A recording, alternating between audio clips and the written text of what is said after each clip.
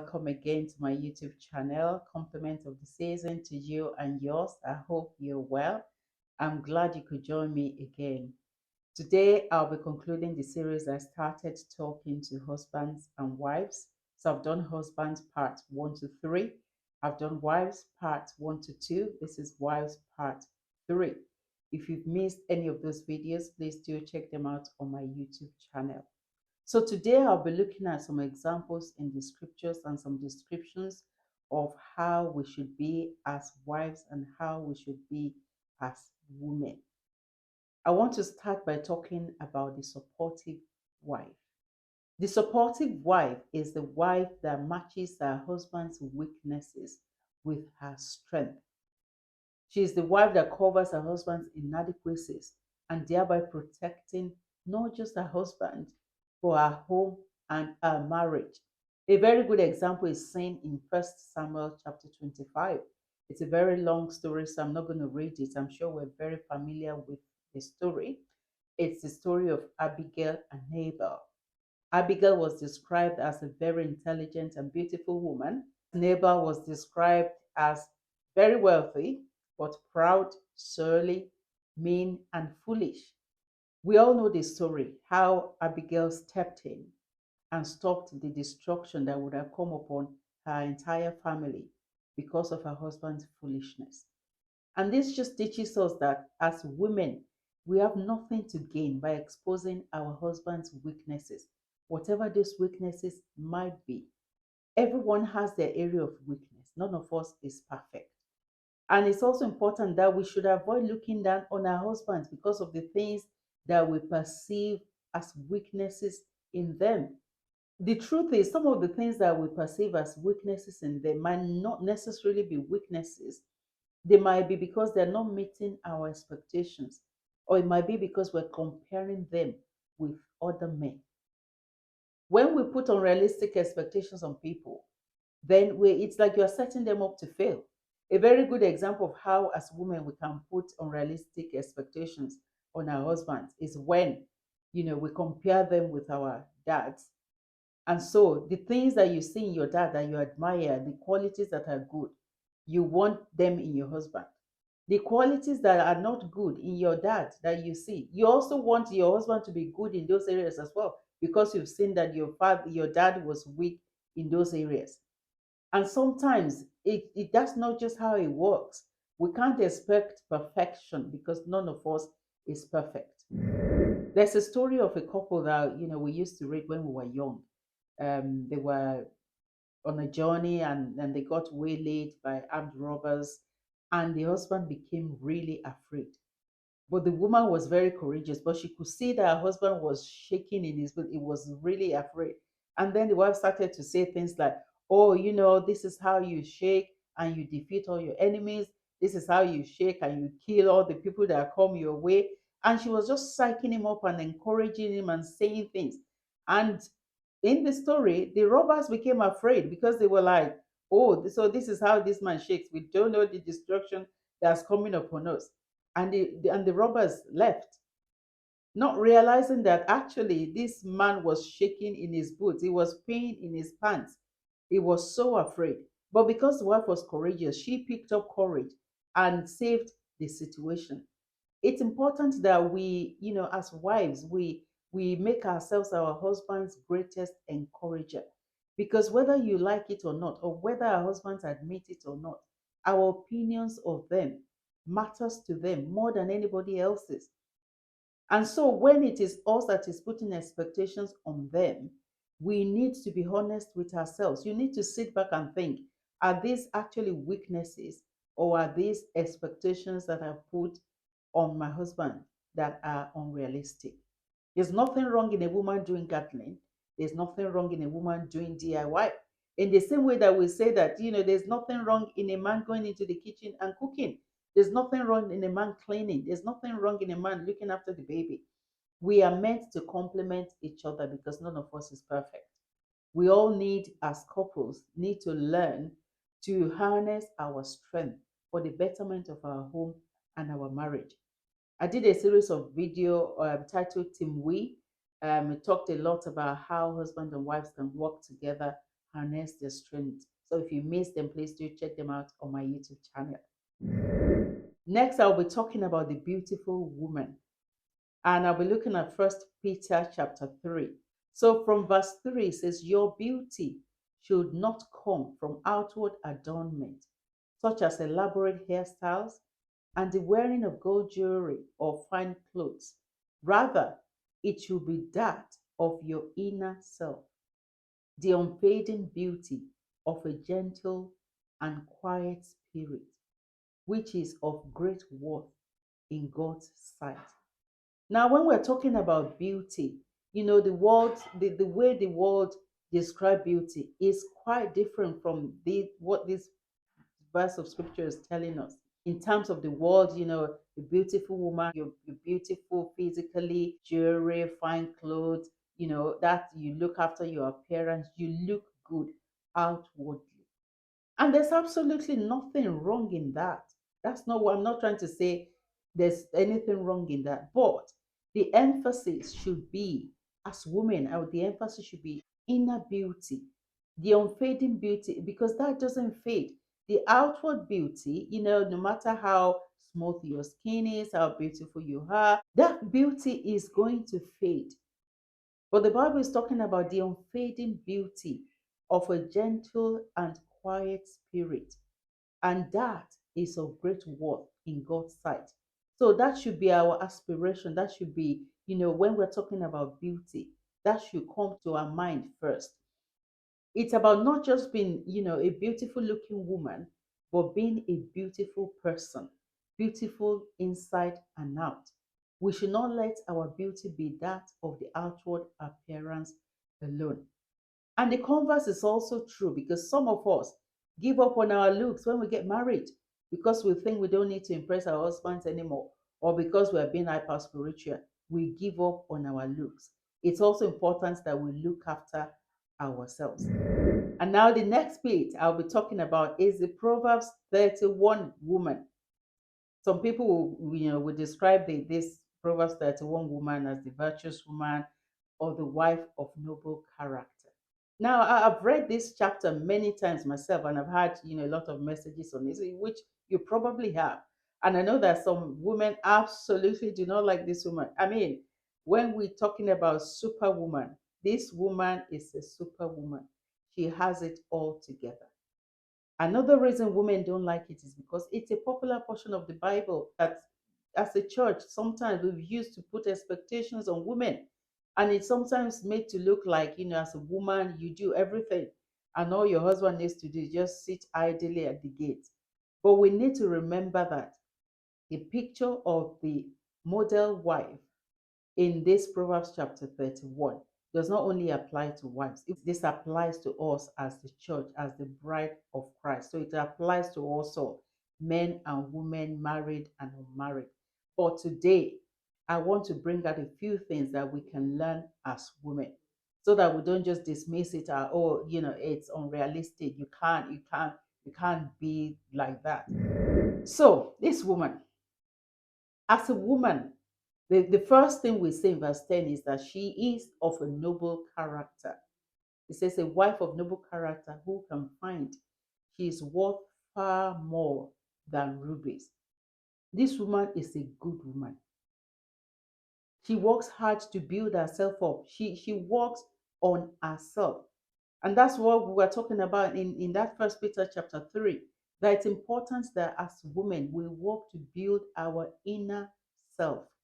Being of a noble character means that she has personal qualities that people admire and that people respect her for. Characters like honesty, generosity, courage, unselfishness. She's morally good. She's upright. She's righteous.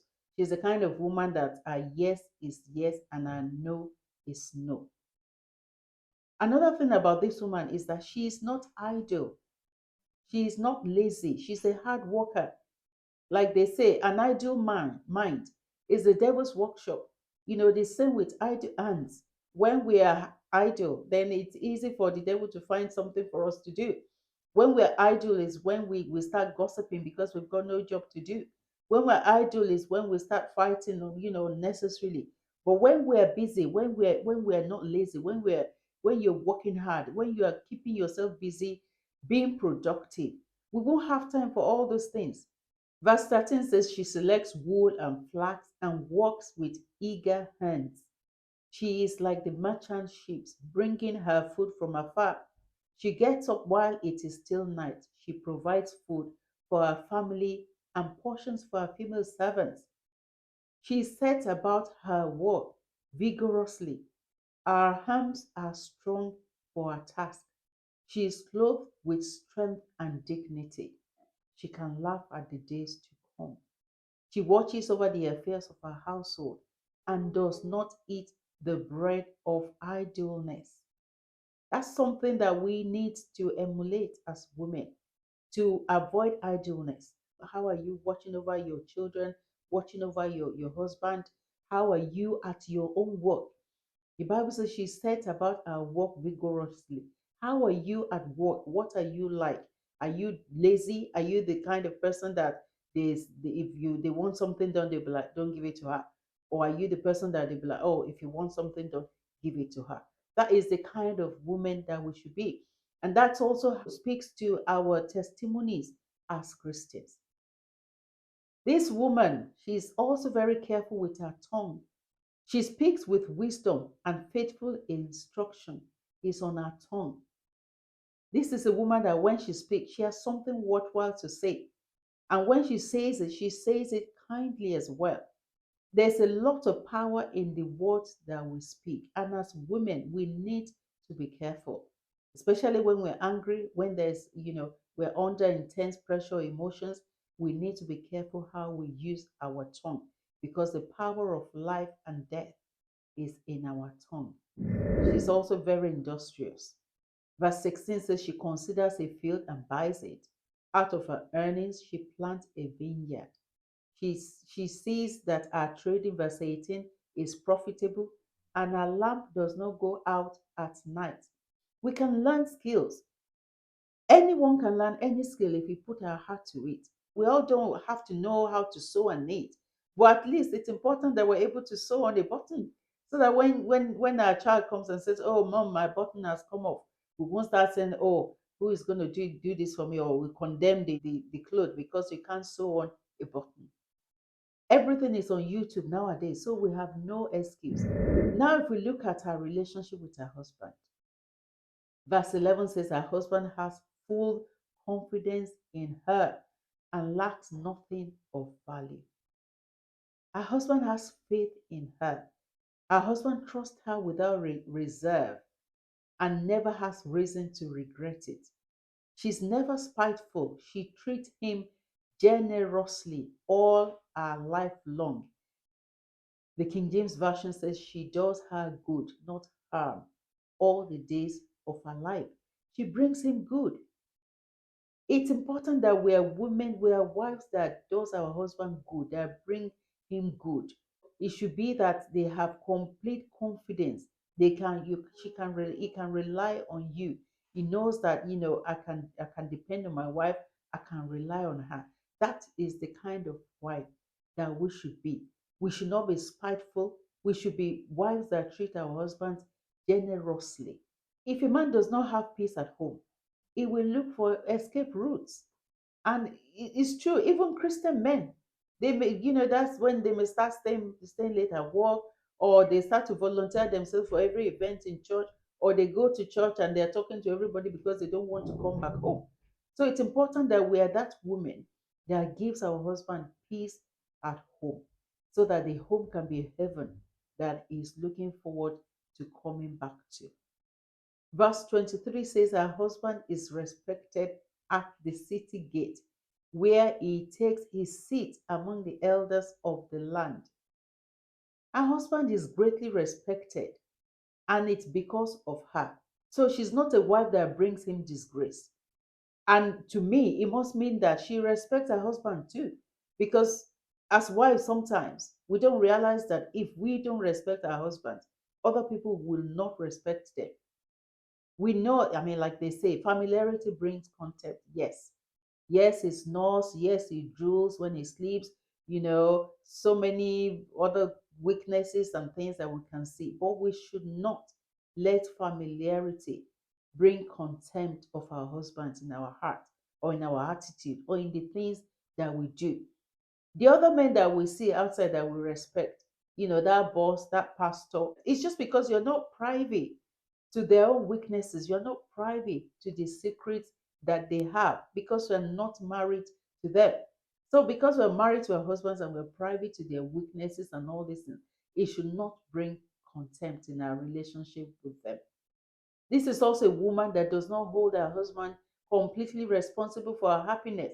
Yes, we need love and affection as women, but we cannot hold our husband completely responsible for our happiness. This woman, she is doing her own thing. She is supporting her husband. She's making him proud. She's making impact on the world around her. She's doing her own thing. So she's not putting the pressure, making her happy on her husband. Now, if we examine our relationship with God as well, verse 30 says, charm is deceptive and beauty is fleeting. But a woman who fears the Lord is to be praised. She's a woman that fears God. Proverbs 9:10 says, the fear of the Lord is the beginning of wisdom. No wonder she's very wise because she fears the Lord. The reverential fear of God affects what we do and it affects our relationship with others, especially our relationship with our husbands. The fear of God keeps us in check. We love better, we forgive better. We respect our husbands better when we have respect for God as the one with whom we have to do and as the one with whom we have to give account of our stewardship in marriage too. This woman not only fears God, but she prioritizes our relationship with God. There's a quote by Abraham Lincoln. He says, no man is poor who has had a godly mother. The most important thing that we can do for our family, for our husband, for our children, is to be godly, is to prioritize our relationship with God, to build ourselves up spiritually. Now, to our relationship with others, we can see that this woman is not a selfish woman at all. She cares for her household, including the servants. Verse 15 says, she gets up while it is still night. She provides food for her family and portions for her female servants. So this is a woman that looks not just after, my family, my children, people around her as well. As an employer of labor, she cares even for her employees and for their welfare. So we need to be asking ourselves, are you an employer of labor? How are you treating the people that are working for you? That childminder, that cleaner, that employer at work and in your business. How are we treating them? It's important that we're not selfish people. It's important that we look after and look out for people around us. This woman, she's generous and hospitable. Verse 20 says, she opens her arms to the poor and extends her hands to the needy. She is quick to assist anyone in need. She reaches out to help the poor. It's more blessed to give than to receive. So we need to be women that not only give to our children, give to our husband, but look out for people's needs. Look out for people around us that are needy and give to them. Let's be hospitable. Welcome people into your home, cook for people. Those are the things that we can emulate from this woman. And finally, this woman, she is fashionable. Because, like I said earlier on, when we read First Peter chapter 3, it's not about not dressing well. This woman is fashionable. She has good taste. Verse 22 says, she makes covering for her bed. She is clothed in fine linen and purple. Her clothes are well made and elegant. So it's important that we look after our appearance. We don't need to be showy. We just need to, take pride in our appearance. The problem is when all that there is to a woman is the physical appearance and the inside is empty. The problem is when we spend majority of our time on our looks, makeup, dressing, everything to do with our outward appearance, and we're not spending time on growing our inner self, or developing or improving our relationship with God and with other people around us. As I conclude, I know I've said a lot, and sometimes just looking at this woman, it almost feels like you can't be like that. It's unrealistic in this day and age. But it's important that as women, we look for ways to make our life easier, especially because in these days our lives are very busy.